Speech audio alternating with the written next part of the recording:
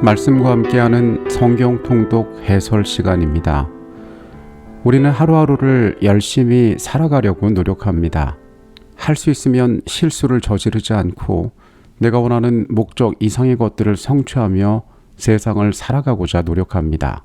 그것이 일에서의 성취든 물질에서의 만족이든 때로는 하나님 앞에서 영적인 나의 삶이 되었든지 우리는 그렇게 열심히 살아가고 있습니다. 그러나 이런 우리의 마음과는 달리 우리는 하루에도 여러 번 실수하고 또한 실패를 경험합니다. 아마 이런 일들은 우리의 미래에도 크게 달라지지 않을 것입니다. 물론 삶에 있어서 개선이 필요하고 실수를 거울 삼아 더 나은 내일을 만들어가는 것은 매우 중요한 삶의 태도입니다. 그러나 이런 부족 가운데 우리가 배워야 할 중요한 교훈이 있으니 그것은 우리는 완전하지 않은 죄된 존재이며 우리에게 도움을 주실 특별한 분이 필요하다는 사실일 것입니다. 창세기에서 우리는 부조의 삶을 바라봅니다. 그리고 그의 생애 역시 많은 실수로 얼룩져 있다는 사실을 발견하게 됩니다. 내일 우리가 읽게 될 성경의 범위는 창세기 16장부터 19장까지의 말씀입니다. 창세기 16장의 말씀으로 갑니다. 창세기 16장에는 하갈이라는 여인이 등장하고 있습니다. 아브라함의 아내 사레는 출산하지 못하였고 그에게 한 여종이 있으니 애굽 사람이요 이름은 하갈이라. 사레가 아브라함에게 이르되 여호와께서 내 출산을 허락하지 아니하셨으니 원하건대 내 여종에게 들어가라. 내가 혹 그로 말미암아 자녀를 얻을까 하노라 하매 아브라함이 사레의 말을 들으니라.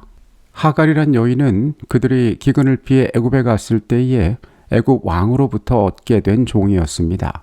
당시 부부에게 자녀가 없을 경우에 다른 여인을 통하여 출산하는 것은 관습적으로 그리 이상한 일은 아니었습니다. 그러나 우리는 앞선 15장에서 하나님께서 아브라함에게 어떻게 언약을 새롭게 하셨는지를 지켜보았기 때문에 이 부부의 선택은 그렇게 영적인 선택으로 보여지지 않습니다. 결국 사레의 선택은 부정적인 결과를 낳았는데 이 하갈이 임신하자 여주인을 멸시하게 되었던 것입니다. 이것은 결국 집안의 불화의 씨앗이 되었고 하갈은 내쫓기는 신세가 되게 됩니다. 여호와의 사자가 그에게 이르되 내 여주인에게로 돌아가서 그 수하에 복종하라. 여호와의 사자가 또 그에게 이르되 내가 내 씨를 크게 번성하여 그 수가 많아 셀 수 없게 하리라. 도망친 여종에게 여호와의 사자는 다시 돌아가 그 주인에게 복종할 것을 명하며 그 아들 이스마엘의 출생을 예언하게 됩니다. 어리석은 인간의 지혜가 도모한 일들이 믿음으로 행하지 않은 일들이 어떠한 불행한 결과들을 낳는지 이 사건은 앞으로도 우리에게 결과들을 보여줄 것입니다. 창세기 17장의 말씀으로 갑니다. 보라, 내 언약이 너와 함께 있으니 너는 여러 민족의 아버지가 될지라. 이제후로는 내 이름을 아브라함이라 하지 아니하고 아브라함이라 하리니 이는 내가 너를 여러 민족의 아버지가 되게 함이니라. 하나님께서는 99세의 아브라함에게 나타나셔서 존귀한 아버지라는 뜻의 아브라함을 열국의 아버지라는 뜻의 아브라함이라는 이름으로 바꾸어 주십니다. 그리고 여기서 사레의 이름도 사라로 바꾸어 주셨습니다. 하나님께서는 이 언약의 징표로서 새로운 제도를 그에게 허락하셨습니다. 하나님이 또 아브라함에게 이르시되 그런즉 너는 내 언약을 지키고 내 후손도 대대로 지키라. 너희 중 남자는 다 할례를 받으라. 이것이 나와 너희와 너희 후손 사이에 지킬 내 언약이니라. 너희는 표피를 베어라. 이것이 나와 너희 사이에 언약의 표징이니라. 이때부터 언약의 증표로 모든 남자는 할례를 받아야 했습니다. 이 할례는 마음의 할례, 즉 하나님께 온전히 헌신됨을 상징하는 외적인 표였습니다.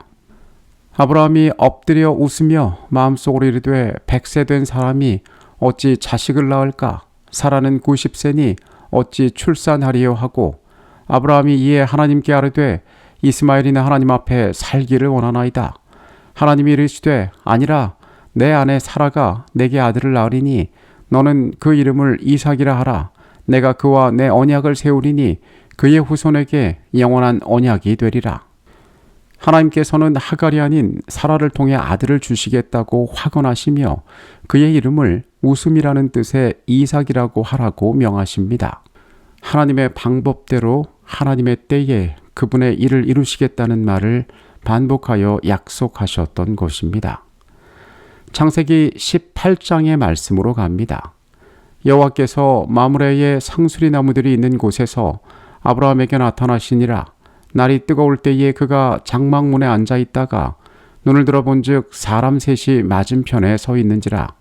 그가 그들을 보자 곧 장막문에서 달아나가 영접하여 몸을 땅에 굽혀 이르되 내 주여 내가 주께 은혜를 입었사오면 원하건대 종을 떠나 지나가지 마옵시고 물을 조금 가져오게 하사 당신들의 발을 씻으시고 나무 아래에서 쉬소서.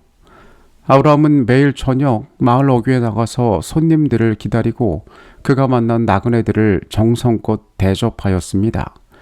이것은 동방이 가진 너그러운 친절의 모습이었고 아브라함의 이런 관대한 태도는 귀한 손님을 영접하게 됩니다. 여호와께서 아브라함에게 이르시되 사라가 왜 웃으며 이르기를 내가 늙었거늘 어떻게 아들을 낳으리요 하느냐. 여호와께 능하지 못한 일이 있겠느냐. 기한이 이를 때에 내가 내게로 돌아오리니 사라에게 아들이 있으리라. 그가 영접한 존재들은 여호와의 사자였고 그들은 사라가 아들을 낳을 것을 다시 한번 이야기합니다. 이 말을 엿들은 사라는 웃었지만은 하나님은 여호와께 능치 못한 일이 있겠느냐라며 그들의 믿음을 촉구하십니다. 가장 중요한 방문의 목적이 이제 드러나게 됩니다. 여호와께서 또 이르시되 소돔과 고모라에 대한 부르짖음이 크고 그 죄악이 심히 무거우니 내가 이제 내려가서 그 모든 행한 것이 과연 내게 들린 부르짖음과 같은지 그렇지 않은지 내가 보고 알려 하노라.